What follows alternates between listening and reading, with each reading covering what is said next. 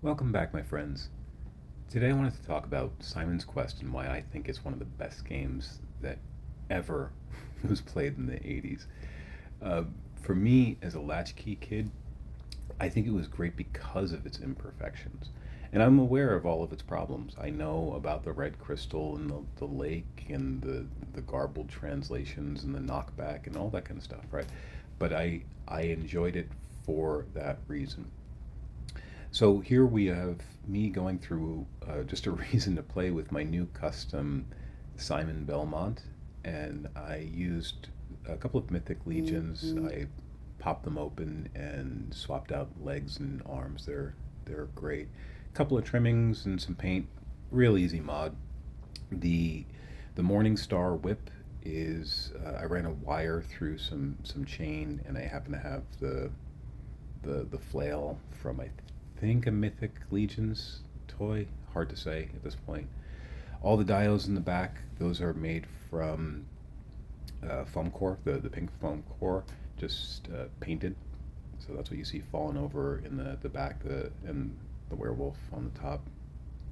And I'm doing some speed ACBA, some articulated comic book art. Usually, what I would do is take one shot over an hour or so, and well, let me rephrase. I would take 30 shots, or if not more, and then whittle it down to one shot of the best of the bunch. But instead, what I'm doing here is I'm taking about 30 individual shots as quickly as I possibly can, just to shake off the dust, because it's been a long time since I've done this. Anyway, the reason I loved Simon's Quest, to go back to that, is as a latchkey kid, I spent a lot of time alone. And what this game allowed us to do more than any other game was get lost without punishment. And yes, it's cryptic. Yes, it's hard to find, and I think that's part of its charm. That's like real life. People lie to you. People give you incomplete truths. People give you things that are gibberish, and the only person that you can rely on is yourself. So by going through as Simon and having to disregard the people and finding that there's half truths and semi meanings, that to me felt very empowering as a child. Plus, I know that we had to get the Nintendo Power, which I was lucky enough to have. So that gave me the feeling of being part of an elite group. That this was a special game that only a few people could really understand. So when I was able to find those secrets, it didn't feel cheap. It felt earned. That not only did I have to search the game, but I had to search the real world for clues. Sadly, I never beat this game on its own. Even with the game genie and getting all of the the parts, I was able to beat it, but I wasn't able to find everything. I never figured out that you had to show the heart to the ferryman. I think, if I'm not mistaken, the clue was even wrong in one of the texts. So that was one of those ones that I didn't figure out until I was in my 40s, and I was watching YouTube and saw somebody else play it, and then lucky enough to find that it was ported over to Xbox. So I got to relive the glory days.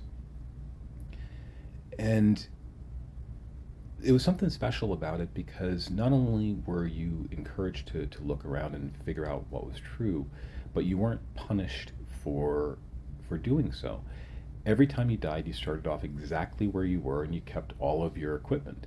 Yes, you lost your hearts, but a game needs to have some sort of challenge, of course.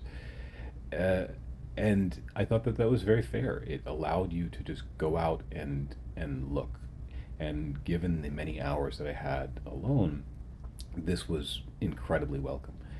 The other games, and I loved them, most other games at the time had time limits, and it drove me crazy. I know that adds to the fun for some people, but for me, it took away. I wanted to learn everything. I wanted to find every detail.